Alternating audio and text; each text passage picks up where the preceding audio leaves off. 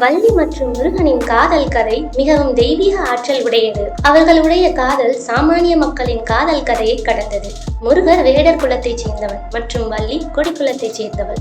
ஒருமுறை வயலில் பயிரிடப்பட்டிருக்கும் கிழங்கு மற்றும் தானியங்களை இரவில் திங்க வரும் காட்டு பன்றிகளை வேட்டையாட முருகன் மற்றும் அவரது கூட்டாளிகள் முற்பட்ட போது நடந்த மோதலில் முருகன் மீது சேரும் அழுக்கும் ஒட்டி கொண்டது. அதை சுத்தம் செய்ய தனது கூட்டாளிகளுடன் நீர்வீழ்ச்சிக்கு சென்றான் முருகன். அப்போது அங்கு நீர் எடுக்க மற்றும் ஆண் இரைகளை மேய்க்கும் பெண்கள் கூட்டம் ஒன்று இருந்தது. அவற்றுள் வள்ளியும் ஒருத்தி. அது மாலை வேலை என்பதால் அப்பெண்கள் கூட்டம் வீட்டிற்கு செல்ல தங்களை ஆயத்தம் செய்து கொண்டிருந்தது. அந்த கூட்டத்தின் நடுவே வள்ளி தன் கையில் இருந்த வளைந்த யாழ் கருவியை கொண்டு அழகிய ஓசையை எழுப்பி ஆண் இரைகளை ஒன்று சேர்த்து கொண்டிருந்தாள். காற்றில் மெல்ல வரும் வள்ளியின் இந்த யாழ் இசையை கேட்ட முருகனின் மனம் காதலில் விழுந்தது. அவன் அருகில் செல்வதற்குள் அவர்கள் அங்கிருந்து சென்று விட்டார்கள்.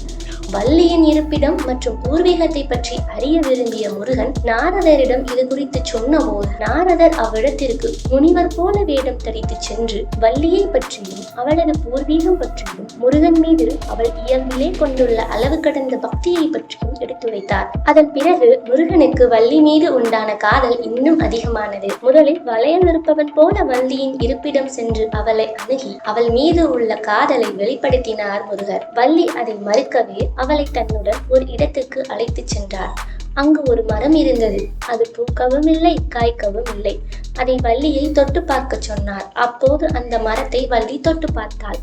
நாளை மறுபடியும் இதே இடத்திற்கு வள்ளி வந்து தன்னை சந்தித்தால் அவளுக்கு ஒரு அதிசயத்தை காண்பிக்கப் போவதாக கூறி சென்றார். வள்ளியோ ஏதும் புரியாதவளாய் வீட்டிற்கு சென்று விட்டாள். அடுத்த நாள் அந்த மரம் அருகே சென்ற போது அவளுக்கு பெரும் அதிர்ச்சி. அது பூத்து காய்த்திருந்தது. இதனால் தன் மீது முருகன் கொண்ட காதலை வெளிப்படுத்துவதையும் அவளை முருகன் அளவு கடந்து நேசிப்பதையும் வள்ளி புரிந்து கொண்டாள். முருகனுக்காக காத்திருந்தாள். முருகன் வரவில்லை. அங்கிருந்து நடந்து சென்றாள். அப்போது அவளை ஆக்ரோஷமான காட்டு யானை ஒன்று துரத்தியது. அங்கு ஒரு ஆலமரத்தின் கீழே இருந்த ரிஷியிடம் உதவி கேட்டார். அவர் தன்னை நீ திருமணம் செய்ய ஒப்புக்கொண்டால் காப்பாற்றுவதாக கூறினார். அப்போது வள்ளியோ இல்லை, நான் முருகனை தான் திருமணம் செய்து கொள்ளப் போவதாக கூறினாள். மறுகணமே காட்டு யானை பிள்ளையாராகவும் ரிஷி முருகராகவும் உருமாறி வள்ளியின் அச்சத்தை போக்கினர்.